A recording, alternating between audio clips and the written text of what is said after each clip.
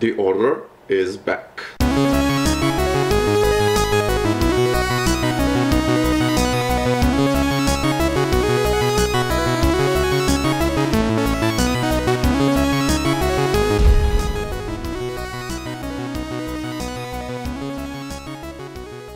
Hello everyone and welcome to The Order and welcome to my 10th video special. Today we'll be constructing the ultimate portable audio system. Seeing all of these overpriced, mediocre sounding systems, I started thinking, couldn't I construct something better and cheaper? Of course I can, I'm an engineer.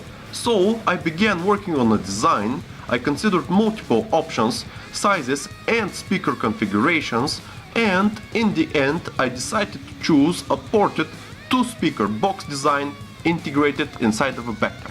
I have made similar systems like this one before, and there are a couple of factors you should consider before you begin the construction of the system. The most important factor is speaker size. The speakers determine almost all of the system properties: loudness, box size, amplifier power, battery life, weight, and others. From the previous systems I have constructed, I have come to the conclusion that the speakers should have a diameter of 5¼ inches or 130 millimeters or lower. If I put bigger speakers in the system, it would become way too heavy and impractical. Also, the power of the speakers should be 50 watts RMS or lower. Next up is the amplifier. Choosing the right amplifier determines the way the system sounds and the power drain on the battery. For this type of system, the ideal solution is a dual-channel IC-based amp outputting 20 watts on each channel. The third factor is the battery. The battery parameters are measured in a number of different ways, but the two most important ones are voltage and amp hours. Multiplying these parameters gives us the battery watt hours. With this figure, we can calculate the system runtime on one charge. For this type of system, there are two battery options available: lithium batteries and lead-acid batteries. Each have their own pros and cons. I personally like to use sealed lead-acid batteries because they offer a better price to watt-hour ratio, but unfortunately they have a worse watt-hour to weight ratio.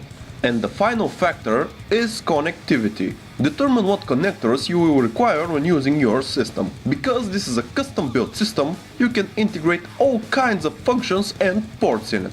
You can integrate USB chargers, battery indicators, aux speaker connectors, and others. Now let's move on to the components I have chosen for this build. For the speakers, I chose the Magnat CFS132. These are two-way 130mm speakers. They have a nominal impedance of 4 ohms and a nominal power of 45 watts RMS. You can see the rest of the specs on the screen. For the amplifier, I chose the Toshiba TA8210 dual-channel IC-based amp. This amp outputs 20 watts at 4 ohms across all of its channels, making it an ideal solution for this build. You can see the basic specs on the screen. I will link the full datasheet in the description. It is a pre-built amp, it is class AB, it is based on the schematic provided by the manufacturer, and it delivers decent quality sound. For the battery, I went with the Lava 12V 6Ah battery. I chose this battery because it offers a good price to watt-hour ratio, but it's a bit bulky and it weighs 1.5 kilograms. But it offers a better price to performance ratio than a lithium battery offering the same performance. Okay, now it's time to begin construction. First, I did a mock-up of the speakers, battery, the amp and the front panel connectors to determine the dimensions of the box. The dimensions added up to be 340 by 170 by 100. Knowing the dimensions, I began to mark out the MDF panels that I am going to use for the box. Then I took my jigsaw and began cutting. First, I cut the panels into smaller pieces so that I can make more precise cuts. After finishing the pieces, I used my grind wheel to smooth out any rough edges. Here you can see the finished sides of the box. You will notice that there are two types of MDF panels used, and I will explain why. In order to make the box lighter, I decided to make some of the sides out of thinner panels. The brown ones are 6 mm thick and the gray ones 8 mm. I am going to be drilling the brown pieces only from the front and not from the side because they are too thin and they might split. The thicker gray pieces will be drilled both from the sides and the front. Here you can see how the system will look like after everything is done. Now it is time to make the holes for the speakers and the port. I checked the speaker manufacturer cutout hole specs and I measured the external diameter of the port. Using my marking tools, I marked the positions for the holes. Next, I drilled a couple of smaller holes so that the blade could move easier, and then I proceeded to make the final cuts. In order to cut the porthole, I used my wood crowns. Here you can see the finished piece. Later I will smooth out all of the rough edges. Now let's move on to the box construction. The box will be held together by wood screws and glue. So I drilled all of the necessary holes and pre-drilled the sides to avoid splitting. Then I applied the glue and tightened the screws and the box was complete. Here you can see the finished box. As you can see, I haven't mounted one of the sides.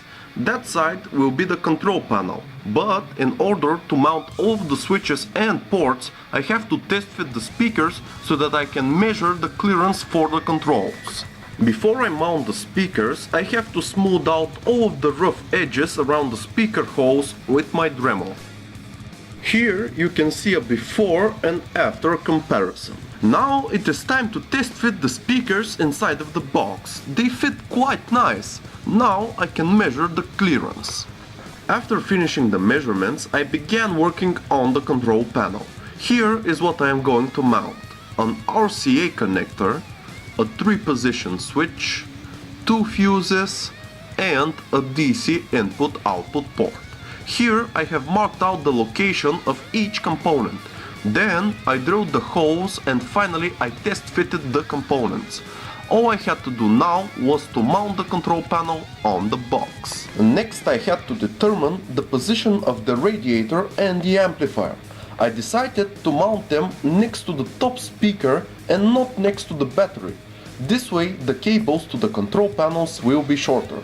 So I drilled 2 holes for the radiator and then I made the test fit. As you can see, everything came together perfectly. I decided to mount 2 LED panels in the middle of the box. They will illuminate the port when the system is activated and they will also act as an on indicator. After that, I had to figure out how I was going to mount the battery to the back panel. I decided to mold this big pipe clamp into a mounting bracket. As you can see, it worked perfectly. And finally, I decided to use my hot glue gun to seal the corners of the box in order to avoid any air leaks. Here you can see the finished result. And with that final bit of work, the fabrication of the box was complete. Now it is time to wrap it in fabric. For the wrapping, I used standard box fabric. I began cutting the fabric into the appropriate length for the box. Then I applied the glue and I began to glue the fabric on the box. Then I carefully fixed the top and the bottom of the box. After that, I precisely cut all of the corners of the box and finally I sewed the sides. I repeated the same procedure for the back panel. After the glue had dried, I proceeded to cut the holes for the speakers and the port. And so the wrapping was complete. Now it is time to solder all of the electronic components inside of the box. Here is the system schematic. I will give you a quick explanation.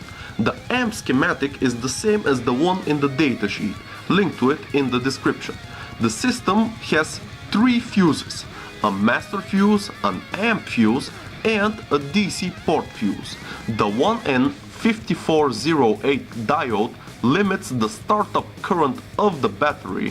Without it, the startup current might damage the amp. Let's begin soldering the components. I began by mounting the radiator, the amp fuse, the amp diode, and the 3-position switch. Here you can see some of the soldering process.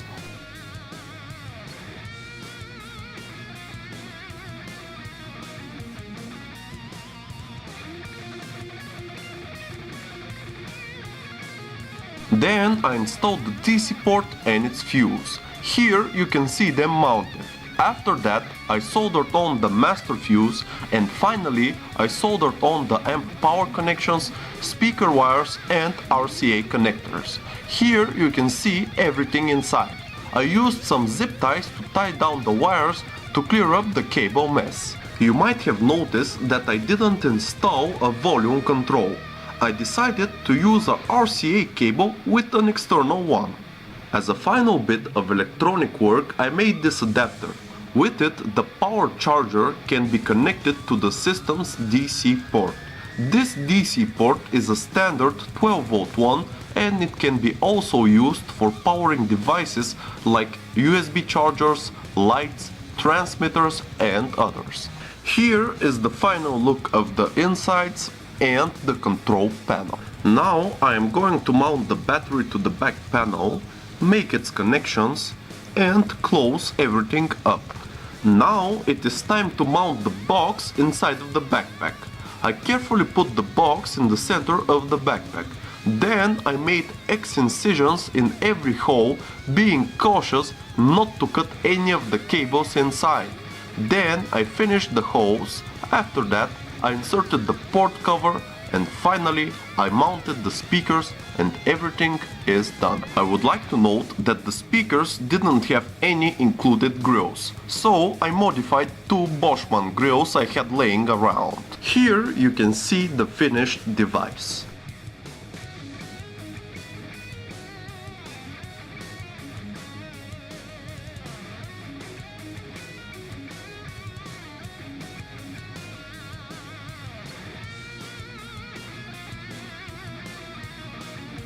Now let's move on to the sound tests. For a signal source, I'll be using a Realtek 1150 digital to analog converter. For the recording, I'll be using a custom DIY microphone.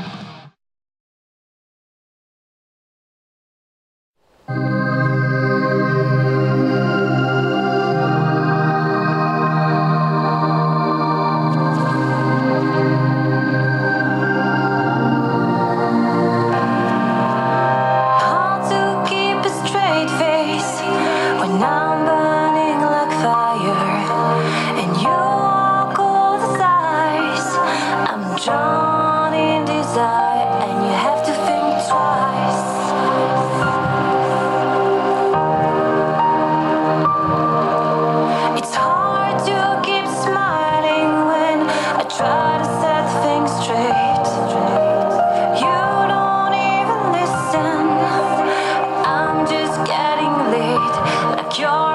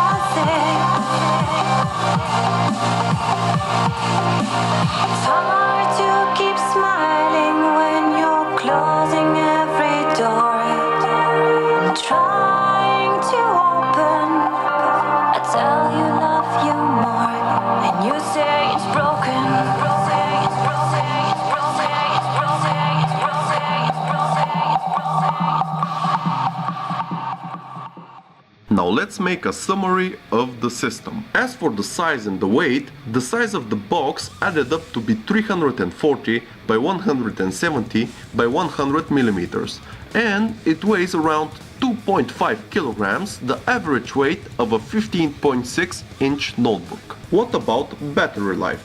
Well, I performed some tests and here are the results. The calculated battery life is 4 hours. The field-tested battery life is 10 hours. It requires 6 to 8 hours to recharge the system. So, how much did the system cost? The overall cost of the system added up to be $82 plus $30 for labor. Here I made a list of everything I put inside. Keep in mind that these items are a bit overpriced at my location. At your location you might construct the system for even less. So what are the pros and the cons of this type of system? As for the pros, it is cheaper than commercially available systems. It has better bass and treble than most high-end commercially available systems. It is compatible with any device which has 3.5mm jack. It has up to 50% more battery life than most commercial alternatives. The battery is replaceable, though hard to reach. The backpack has some space in it. It can power devices which are compatible with the DC port, and this is a custom system. It can be designed with whatever amps, batteries, speakers or ports you like. As for the cons, it is a bit bulky and a bit heavy. It is not wireless, but it is possible to make it that way. It is not as portable as other devices, but it is still comfortable enough to carry around for long periods of time. And finally, it takes a bit to recharge it. And so, this concludes my 10th video special. I know I have been away for a while, but I hope I made it up to you with this video. In the future, I will try to make a video explaining what happened. As always, send in questions, like, comment and subscribe for more tech videos. Thank you for the support. The Order signing out.